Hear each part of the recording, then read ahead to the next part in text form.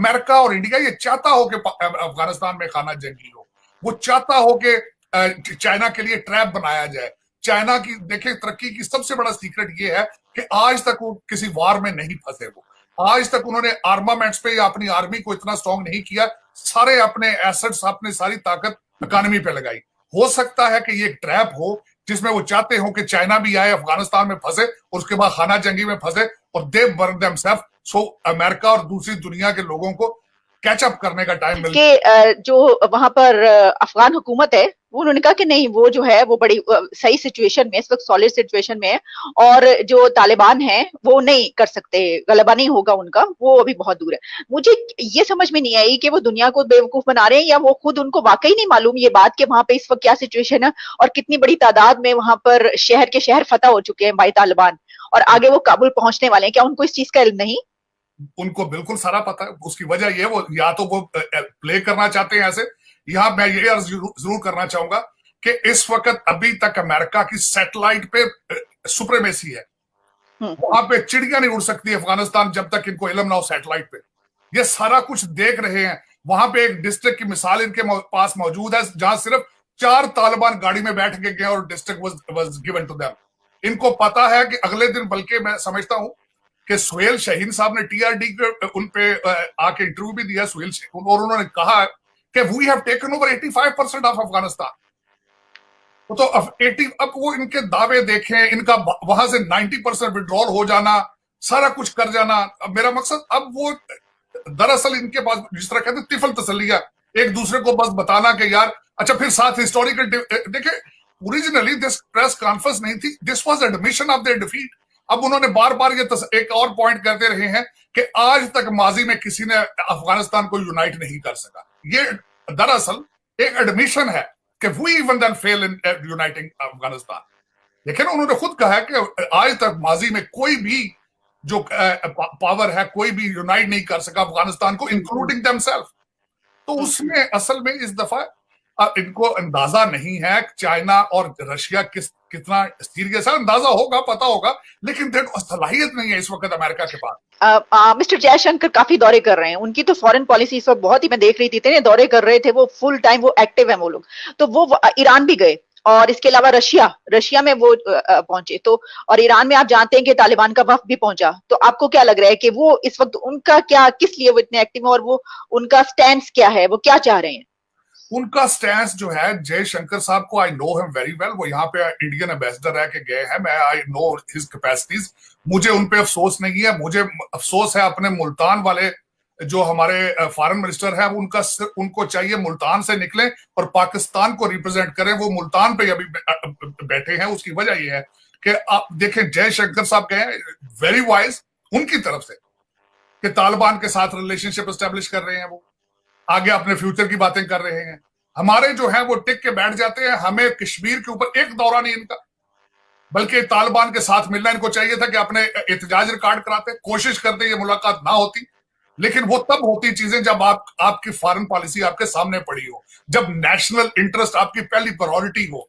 उसमें दरअसल इस तरह के कई ब्लंडर आज माजी में भी हुए और आगे फ्यूचर में भी करते रहेंगे, क्योंकि नेशनलिज्म का फुकदान है, इनके अपने इंटरेस्ट बेस्ड डिसीजंस है। वो ज्यादती, जिस तरह मैंने आपको कहा है कि हमारे फॉरेन मिनिस्टर साहब is worried about Multan and chief ministership और -1 formula versus Taliban relationship. Exactly अगर आप बिल्कुल ये, बल्कि काफी मैं देख रही थी कि जिस तरीके से इंडिया के फॉरेन मिनिस्टर के विजिट्स हो रहे हैं, जैसे जैसे तालिबान जहां जहां पर पहुंच रहे हैं, इंडिया भी वहां पर पहुंच रहा है। और जाहिर है कि कोई भी कंट्री जिसको ये कंसर्न है, और खासतौर पर इंडिया पाकिस्तान जो कि बराह रास्त उससे मुतासरा ममालिक है, तो वो तो ये करेगा। लेकिन पता नहीं क्यों कि हमारी इस वक्त फॉरेन मिनिस्ट्री इतनी एक्टिव क्यों नहीं है। सर, एक और बात इस वक्त जो हुई, एक बड़ी अहम बात, कि मिस्टर ब्लिंकन ने कॉल किया FM कुरैशी साहब को, और आप जानते हैं कि काफी अरसे से बात हो रही थी कि पाकिस्तान जो है वो अमेरिका से तो बहुत अब दूर चला गया, और मिस्टर बाइडेन से जो है वो काफी कोशिश की गई, यहाँ से खबरें आई कि वो कॉल करें, इमरान खान को बुलाया, ऐसा कुछ नहीं हो रहा था। अब ये कॉल हुई, तो क्या आपको लगता है कि बर्फ पिघली है या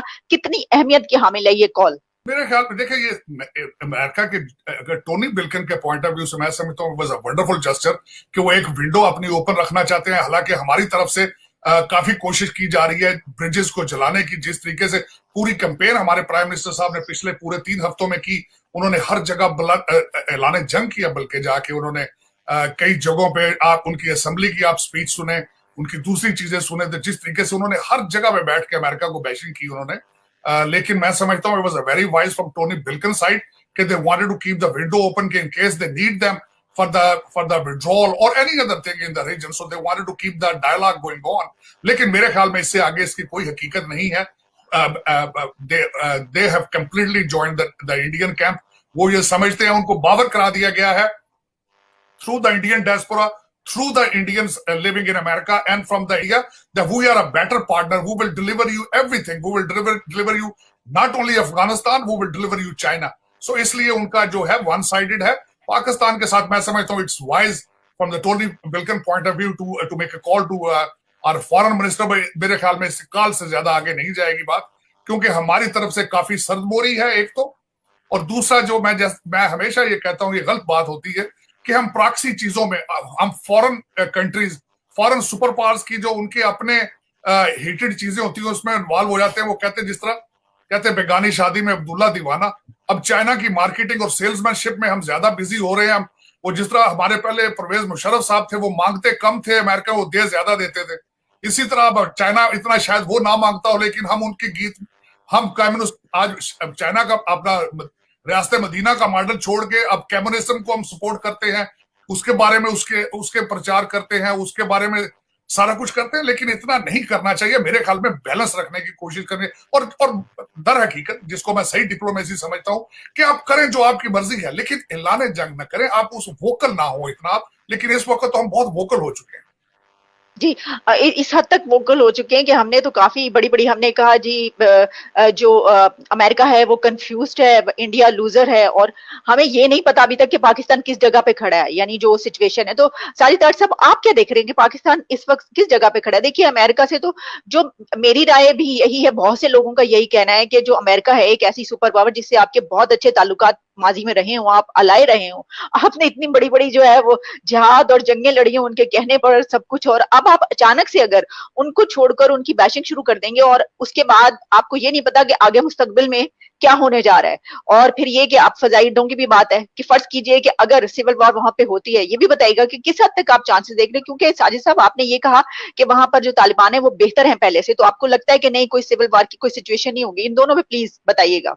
देखिए, इस पे कंफ्यूजन पाकिस्तान के अंदर से क्रिएट कर दिया गया है कि हमारे खान साहब का जो एक स्लोगन उन्होंने बना के, हमारे मीडिया ने बहुत उस पे स्पिन किया उसको कि एब्सोल्युटली नॉट. अब यहाँ पे हमारे जो उनके मशीर हैं मोईज साहब, उन्होंने अगले दिन इसकी धज्जियां उड़ा दी. उन्होंने कहा अमेरिकनों ने तो अड्डे मांगे ही नहीं थे. तो एक कंफ्यूजन क्रिएट कर दिया उन्होंने. ये अड्डों के हालात ये है, इस पे भी मेरा ख्याल में चाहिए कि अपनी क्लैरिफिकेशन दें कि अगले वहां अड्डे मांग ही नहीं दे तो आप वैसे ही एब्सोल्युटली नॉट कह रहे. लेकिन अभी तक आपको शायद पता होगा कि गनी साहब ने अगले दिन एक स्पीच दी है काबुल में, और उस स्पीच में उन्होंने पाकिस्तान को बहुत बुरा भला कहा, और उन्होंने तालिबान को डायरेक्टली इशारे दिए कि पाकिस्तान के साथ रिलेशनशिप खराब करें आप, Pakistan is not in favour of you, Pakistan is not in favour of Afghanistan. तो मिले जुले मेरे ख्याल में उसके हैं.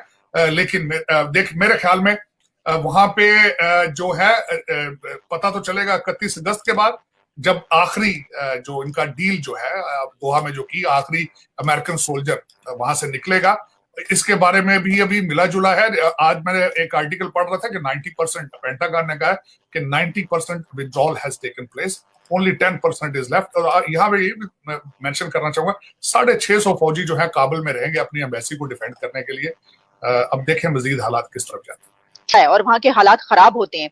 तो फिर उस सूरत में क्या अमेरिका जाहिर है कि ड्रोन के जरिए जो है वहां पर होगा, उसकी जो प्रेजेंस है, क्या अमेरिका को फिर वापस अफगानिस्तान की तरफ देखना पड़ेगा? फिर वही सूरत हाल होगी, फौज तो जा चुकी होगी.